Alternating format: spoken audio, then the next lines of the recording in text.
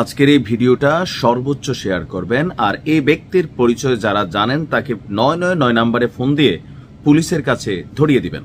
আজকে সারাদিন নিশ্চয়ই অনেক সওয়াবের কাজ করছেন, এই ভিডিওটা শেয়ারও আপনার একটা নেকির কাজ করে যাবে। কারণ অনেকগুলো হাজির উমরা হজ করতে যাওয়া হাজিদের মক্কাতে গিয়ে যে খরচের টাকা পয়সা, সেই টাকা পয়সাগুলো অর্থাৎ ৭৫,৩০০ রিয়েল নিয়ে মোহাম্মদ জামাল হোসেন, পিতা মোহাম্মদ মাইনুদ্দিন, মাতা লতিফা বেগম, ঠিকানা নয়নকান্দা, ওয়ার্ড নং ৮, মতলব উত্তর অলিপুর ৩৬৪০ চাঁদপুর।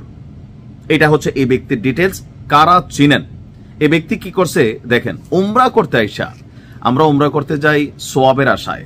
আপনারা জানেন বাংলাদেশ থেকে উমরা হজগুলোতে টিম আকারে মানুষ উমরা করতে চায়। একজন মুতাল্লিব থাকে সম্ভবত, ওনার অধীনে বেশ কয়েকজন মানুষ যায়। গত 18 নভেম্বর সুমাইয়া হজ কাফেলা, এই কাফেলার সাথে 56 জন যাত্রী উমরা হজের উদ্দেশ্যে সৌদি আরবে যায়। কাফেলার মুয়াল্লিম হিসেবে দায়িত্ব পালন করছেন সুমাইয়া কাফেলার যে চেয়ারম্যান আছেন এবং হজরত সুমাইয়া মহিলা মাদ্রাসা কুমিল্লার সম্মানিত মুহতামিম মাওলানা মোহাম্মদ ইব্রাহিম সিরাজি। এছাড়া আরো কয়েকজন তারা এই টিমটাকে লিড করছেন। কাফেলাটি 18 থেকে 25 নভেম্বর মক্কা এবং 25 নভেম্বর থেকে 1 ডিসেম্বর পর্যন্ত মদিনায় অবস্থান করার একটা কর্মসূচি ছিল। বর্তমানে তারা মক্কার বদর আল হাদিক হোটেল সেবা আমির রোডে থাকছেন। গত 23 নভেম্বর কাফেলার সবাই তায়েফের জন্য জিয়ারায় রওনা দেন।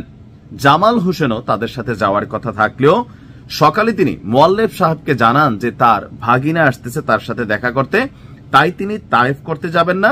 কাফেলার সবাই তায়েফে গেলে তিনি হোটেলে অবস্থান করেন। এখন মক্কাতে গেলে অনেকের আত্মীয় স্বজন আছে, তারা দেখা করতে আসে।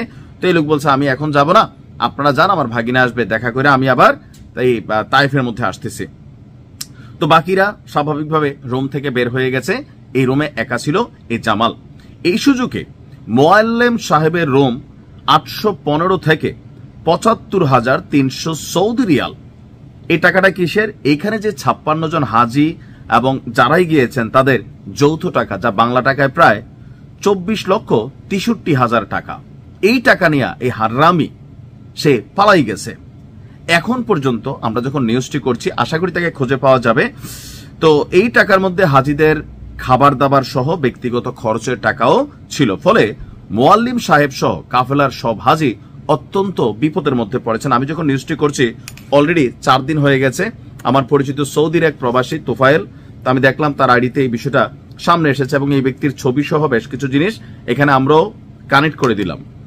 মক্কায় অবস্থানরত যারা আছেন অথবা চাঁদপুরের যে সকল মানুষরা আছেন এই জামাল হোসেনকে ধরিয়ে দিতে, এখন সে সম্ভবত এখনো বাংলাদেশে আসেনি, মক্কায় আছেন, মদিনায় আছেন, যেখানে থাকুক, রিয়াদে থাকুক, পরিচিত কারো না কারো কাছে আছে অথবা তার বাড়িঘর চাঁদপুরের যেখানে আছে। আমরা চাঁদপুরের স্থানীয় প্রশাসনকে বলবো যে এই বিষয়টি ভালো করে খতিয়ে দেখে তার বিরুদ্ধে আইনানুগ ব্যবস্থা নেবেন। ভালো থাকুন। আসসালামু আলাইকুম।